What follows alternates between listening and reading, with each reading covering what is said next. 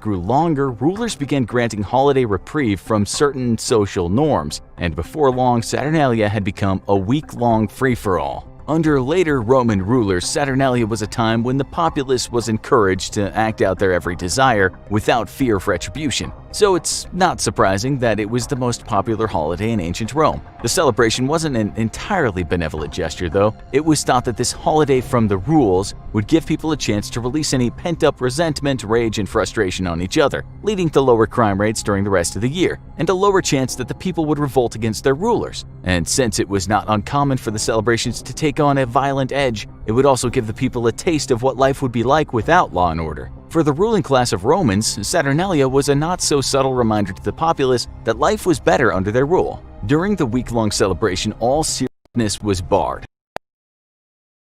Dress codes were relaxed and people dressed in loud, bright colors. Businesses were closed and all work was canceled. Executions were postponed and rulers refrained from declaring war during Saturnalia. The courts were closed, which effectively meant that you either participated in the festivities or you were on your own. Even slaves were freed from their duties and allowed to participate in the festivities. One of the most exciting elements of the Saturnalia celebrations was the complete reversal of the social order. Children were encouraged to disobey parents and cause mayhem. The wealthy were expected to feed and pay rent for the poor. Masters even traded places with their slaves, swapping clothing and places at the table. If you were lucky enough to be chosen as the Saturnalian monarch, you would be in for an extra special treat. The lowlier members of the household, usually the children and slaves, would throw dice or hide coins and other small objects into a cake to choose the lucky winner. The person that got the lucky piece of cake would be treated like a king or a queen for an entire week. The Saturnalian monarch would eat like a king, dress like a queen, and was the lord of misrule, responsible for causing mischief,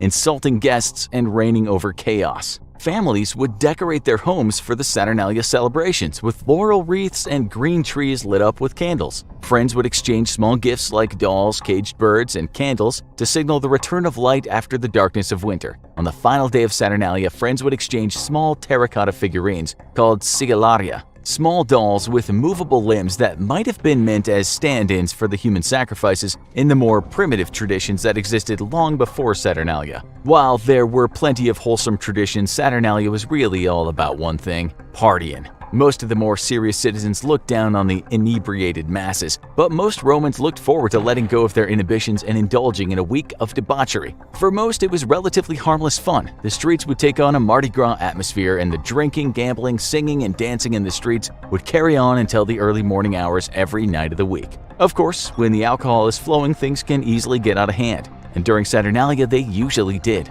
Drunken injuries and even accidental deaths were to be expected during the week-long binge. Emboldened by booze and a lack of consequences, partiers accomplished all sorts of mischief, from vandalizing homes and public buildings to petty theft and nasty pranks. No festival dedicated to indulging one's deepest desires would be complete without plenty of drunken fighting and, fornicating. Partying and mischief might have been the mainstays of Saturnalia, but the festival wasn't all fun and games. Just like in the movies, when bad behavior is encouraged and there are no consequences, things can quickly take a dark turn. Drunken fights would frequently devolve into outright murder. Saturnalia was the perfect time to exact revenge on someone who had wronged you, or to intimidate or even eliminate a rival. Thieves would take advantage of the celebratory atmosphere and lack of law and order to burglarize the homes of partygoers. Even those whose deepest desires were truly deplorable had free rein to indulge them during Saturnalia, and unfortunately brutal rape and murder were the unfortunate consequences of this holiday from the rules. With the courts closed and law and order off duty, there was nowhere to turn for help. It was every man for himself, and law-abiding Romans just hoping to enjoy a well-deserved break from work were at the mercy of the inebriated masses. Of course, this is exactly what the Roman rulers had in mind, a nice little reminder that life is better under their laws than without them. And it's not like this was just a few bad apples. The officials were in on it too. Early sources shed light on a particularly gruesome Saturnalia ritual. In a horror movie version of the tradition of the mock king of the house, communities would select a special victim, winner, who would be king or queen for a